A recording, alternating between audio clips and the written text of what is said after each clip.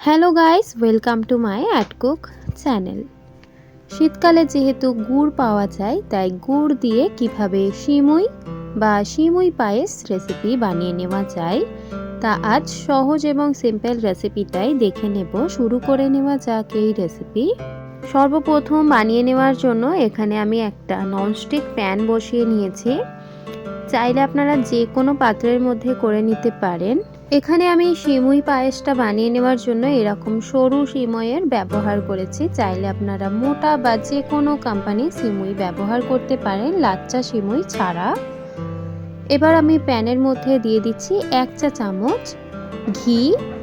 এখানে ঘিটা যে কোনো কোম্পানির আপনারা নিতে পারেন। ঘিটা দিয়ে দেওয়া হয়ে গেলে কড়াইয়ের মধ্যে এবার ভালোভাবে কড়াইয়ের চারিদিকটা ঘিটাকে লাগিয়ে দেব। সুন্দরভাবে কড়াটা যেহেতু গরম, ঘিটা খুব সুন্দরভাবে গলে যাবে। তারপর এখানে আমি এরকম সরু সিমুই, আমার এখানে 250 গ্রাম রয়েছে, সেটা আমি দিয়ে দিচ্ছি এই প্যানের মধ্যে। এবার হাতা দিয়ে ছোট ছোট করে ভেঙে প্যানের মধ্যেই আমি ভেঙে নিচ্ছি।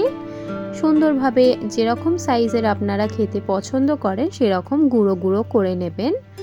সুন্দরভাবে এবার গুঁড়ো করে নেওয়া হয়ে গেলে এবার হাতা দিয়ে ভেঙে ভেঙে ভালোভাবে অল্প একটু লালচে ব্রাউন করে আমরা সিমুইগুলোকে ভেজে নিব, যতক্ষণ না পর্যন্ত একটা সুন্দর ঘিয়ের গন্ধ বেরোচ্ছে।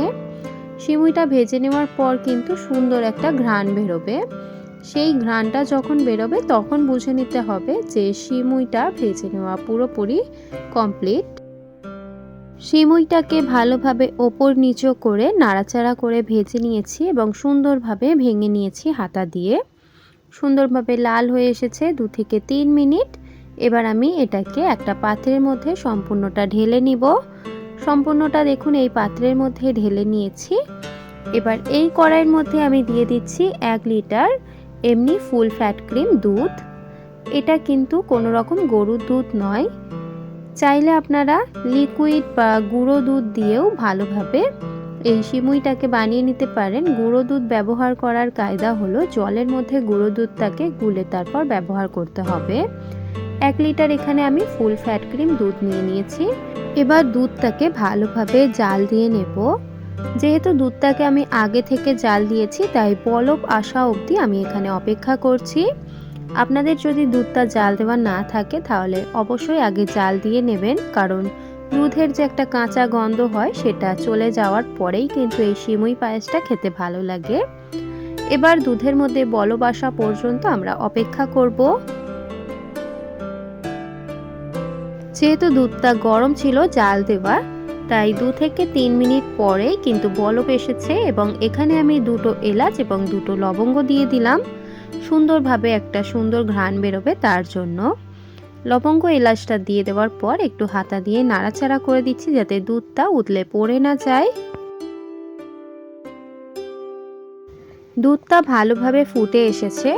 এই পর্যায়ে আমি হাফ কাপ চিনি দিয়ে দিচ্ছি, কারণ এটা যেহেতু আমি গুড়ের পায়েস করছি, সিমুই পায়েস, তাই এখানে গুড় দেব যেহেতু, তাই জন্য আমি এখানে কম করে চিনির পরিমাণটা রাখলাম। যদি আপনারা গুড় না দিতে চান তাহলে চিনিটা পরিমাণটা সঠিক করে রাখবেন। গুড় এবার আমি এখানে দিয়ে দেব। এখানে আমি 1 বাটি গুড় দিলাম। যে কোনো কোম্পানির যে কোনো রকমের গুড় দিতে পারেন। এখানে সুন্দরভাবে গুড়টা দিয়ে দিচ্ছি। গুড়টা দিয়ে দেওয়ার পর অনেক সময় কি হয়, দুধটা কেটে যাওয়ার সম্ভাবনা থাকে, তাই এভাবে করে ফুটে যাওয়ার পরে কিন্তু গুড়টা দুধের মধ্যে দিতে হবে। এবার হাতা দিয়ে আমি নাড়াচাড়া করে দিচ্ছি যাতে সুন্দরভাবে আমাদের পায়েসটা হয়। গুড়টা দুধের মধ্যে দিয়ে দেওয়ার পর একটা বলক তুলে নেব। বলকটা চলে আসলে এখানে ভেজে রাখা সিমুই দিয়ে দিচ্ছি। সিমুইটা দিয়ে এবার প্রায় 4 থেকে 5 মিনিট নাড়াচাড়া করতে হবে সুন্দরভাবে সিমুইটা সিদ্ধ হওয়ার জন্য। যেহেতু সরু সিমুই তাই বেশি সময় লাগবে না। হাতা দিয়ে সুন্দরভাবে আমি সাইডগুলোতে যে আমাদের দুধের সরটা বসছে সেগুলো পুড়ে না যায়, তার জন্য এখানে আমি সুন্দরভাবে হাতা দিয়ে একটু পরিষ্কার করে দিচ্ছি। ভালোভাবে এবার নাড়াচাড়া করে সিমাইটাকে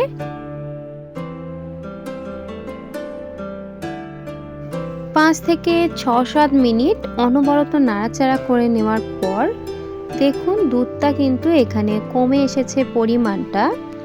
এবার আমি এটাকে রেস্টে রেখে ঢাকা দিয়ে রাখবো, তাহলেই কিন্তু আমাদের এখানে পায়েসটা পুরোপুরি সিমুই যে আছে সেটা দুধটাকে টেনে নিলে পারফেক্ট কোয়ান্টিটিতে চলে আসবে। আশা করি আপনাদের এই ভিডিওটা ভালো লেগেছে। যদি ভালো লেগে থাকে তাহলে অবশ্যই লাইক, শেয়ার এন্ড সাবস্ক্রাইব করে দেবেন। আমার চ্যানেলে নতুন হয়ে থাকলে চ্যানেলটিকে সাবস্ক্রাইব করে আমার পাশে থাকবেন। দেখা হবে নেক্সট ভিডিওতে। আজকের এই ভিডিওটা দেখার জন্য আপনাদেরকে অনেক অনেক ধন্যবাদ জানাই।